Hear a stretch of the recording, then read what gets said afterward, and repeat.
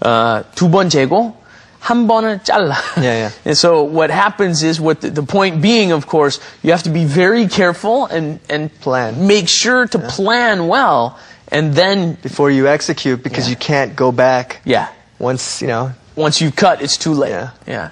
So so you're saying a little bit more planning, a little bit more deeper more stories. planning. Yeah. Just better stories, just Yeah. more time spent on the story, Yeah.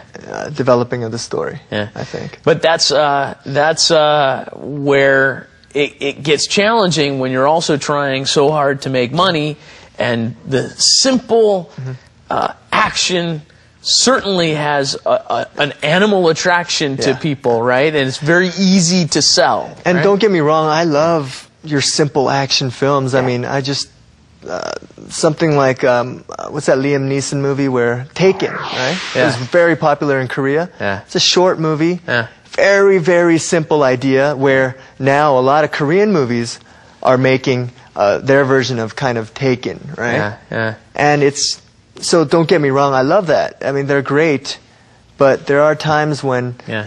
you look at certain films and Would you're be like, nice. what Yeah. why? See a little more You know? depth. I got to tell you, I'm tired, as far as action goes, I'm tired of car chases, though. Like, car chase being worked into every movie gets so old at some point, but does. it's still going to get worked into every movie, isn't it? It will, I mean, because it's an essential part of Yeah. life, I guess. I mean, even if it's a car chase, right? If they can figure out a creative way to do Right. certain things, sure, that would make it, you know, just a little twist. Yeah. Just a little bit of creativity, you know? San Francisco car chase, though, that's always going to be Down the an hill, right? incredible element. Yeah, shooting off into the. So, but Korea specifically, do you find any parts of Korea that need to get developed? It always seems to me like the acting has gotten really tight. And the production's really tight. But it seems to me like, and tell me if I'm wrong, the editing process seems a little weak in Korea compared to If I were to make a comment of what I've kind of noticed, maybe it's a little longer. I guess you can tighten it up, the edits, a little bit. Right. But that's just, I think that's just a matter of preference.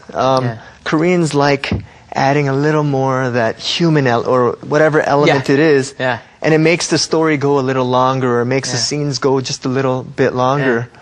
But it's a cultural thing, I think. Very that true. You can't apply what's right for, say, Hollywood to Korean cinema, because that's the essence of Korean cinema. Is, you know, it's what makes Korean cinema different. You know, it's distinct flavor and taste. You know, Very color. true. Yeah. Have you seen any old Korean films that you enjoy? Like, I mean, I remember there's, you know, 서편제 and some of these classic movies, very slow, right? Very slow. And if you've got a lot of time on your hands and you can put yourself in the right mentality, they're fun to watch. I remember one, 8월의 Christmas. Have you ever seen that one? Probably not. It's an old one. 한석규, right? Is that Yeah. Hanseokyu? Oh yeah. Okay. Yeah. I've seen that. Good film, but very slow. You know. Yeah. And so maybe that's the difference that. It's that is, I think. Yeah. And even that, it's slowly starting to, if you watch a movie like 부당거래, that just came out recently. Haven't seen it yet, okay. Very fast, action-packed. Yeah. Even the edits are very stylized. So it's, it definitely, there is a bigger variety of films and styles now, even within Korean cinema. So definitely, yeah. Any classics that you really enjoy? Some old Korean films? One of my first Korean films that I really, really liked was Beat 2. Oh, that's a good one. Yeah. I think Jung-sung? Jung Woo-sung was in it, and Lee Young. No, who's that guy from? Help me. Lee Jung-jae. Thank you very much. I got some help. Yeah. And who's that? There's another guy. Excellent another guy in there. movie. Yeah. That was very good. It was one of the first, and Ko So-young was in there, right? Ko So-young was. Okay. Yeah. Anyway, It's been a long time. It's been a while too. But one thing that I liked about the way, a big difference between, say, Korean cinema and Hollywood was, you know, there's a term Hollywood ending. Yeah. Right. Everything just gets tightened up at the end, just resolved. Everything's happy. Right. But within Korean cinema, a lot of the films, they didn't have those, quote, satisfying endings. They had the even beat. Right.